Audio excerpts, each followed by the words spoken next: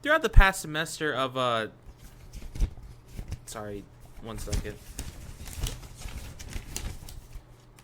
AMST 345 Indigenous Heritage. Indigenous Heritage. Throughout the past semester of Indigenous Heritage, I have had the opportunity to learn about loads of different topics about Native Americans and Native American culture, which was of great interest to me since I am Native American myself, Native Hawaiian, and I really enjoy learning about other indigenous peoples that live on the continent. This video is being made in response to an assignment where I take a topic that we learned about in class and make a video about it. Luckily for me, a topic that we talked about in class and a topic that has been talked about often in my community is language revival. So before I move on and get into what is being done in regards to language revival with my own Native Hawaiian community, I want to talk about what language revival is and why it's important. What is language and what does it mean for Native Americans? According to an article written about language by the National Congress of American Indians, this is how they define language, and I quote, "Language encompasses and expresses a worldview shaped by centuries, in some cases tens of thousands of years, of experience, knowledge, practices, spiritual beliefs, and relationships between a people, its neighbors, and its environment, which cannot be replicated in any other tongue." So what that means to me, and what I take from this, is that language is the most important part of any native culture and is a big part of the identity for any person that is indigenous. And for Native Hawaiians, that could not be more true. Our language was used in chants called Oli, and it's through these chants that we pass down the history of our people. This can range from layouts of the land, changes to it, legends and tales, and even the genealogy of our families. There were entire Olis that were dedicated to the family lineage, stating where you came from and who your ancestors, grandparents, and parents were from, before getting to who you are and where you're from. And knowing how important language is to the culture only makes it more devastating when we are forced to abandon it. In a paper written by Amy Gant, who is an assistant professor in Native Studies at Southeastern Oklahoma State University, wrote a paper on the topic regarding language revival.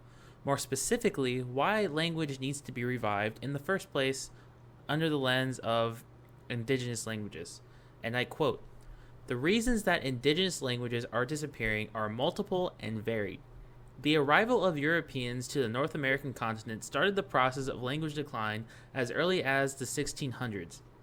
In addition to bringing new diseases that proved devastating to native populations, Europeans also brought with them elitist cultural attitudes that prompted them to actively try to eradicate native languages." End quote.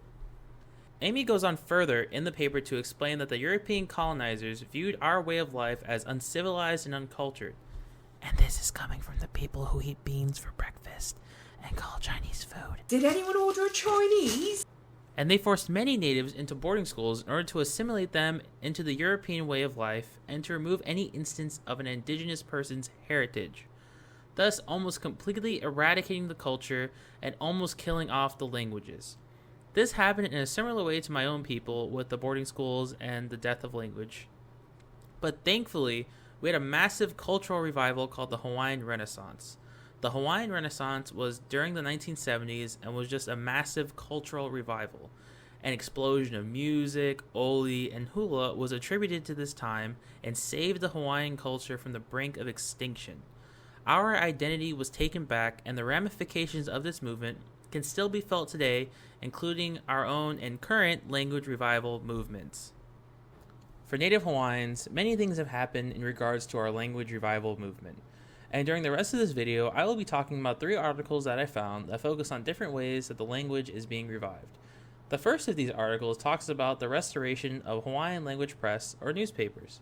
This online article written by Voice of America mentions that during the 19th and 20th century, Hawaii had a thriving native language press, and that efforts at the Bishop Museum in the modern era are working to digitize and publish about 100 of these newspapers so that they are available to read.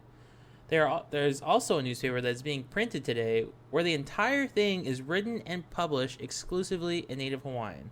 Another article from NPR talks about a radio show that is attributed to the revival of the Hawaiian language. What this radio show did is it brought several people from a generation that could still speak the language fluently and had interviewed them talking in Native Hawaiian.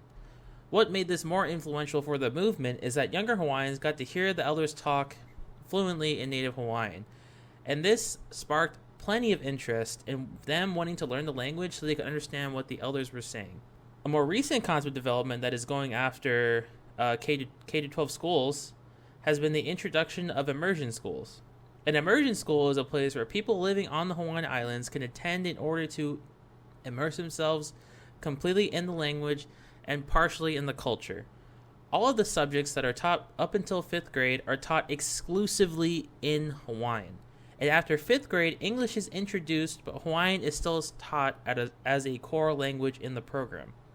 This is a free program that everyone that is a resident of the Hawaiian Islands is eligible to enroll their child in, and is definitely a huge help in helping to revive the language. From these articles, we can take in that the language revival movement is doing pretty well for itself, with the revitalization of press, radio shows that are bringing on Native Hawaiian speakers, and the introduction of immersion schools. I would say that the Hawaiian language is pretty set.